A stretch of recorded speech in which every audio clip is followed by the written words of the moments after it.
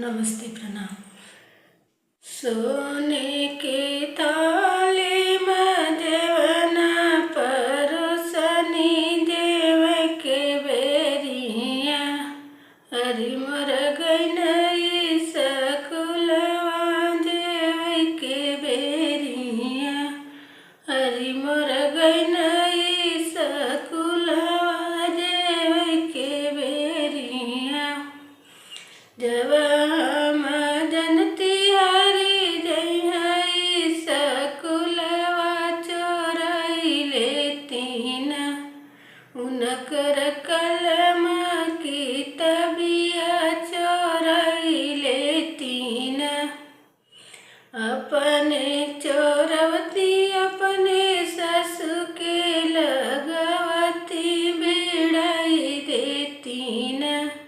माई बेटन में झगड़वा लगाई देतीन, माई बेटन में झगड़वा लगाई देतीन।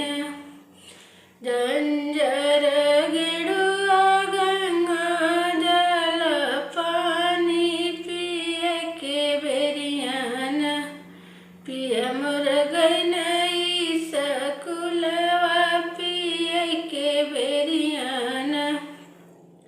जब हम जनती पिया आई सकुलवा चोरई लेतीन, उनकर बैग सही किलिया चोरई देतीन।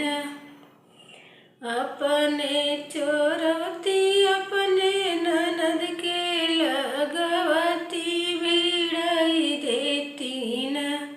भाई बहन में झगड़वा लगाई देतीन। भैया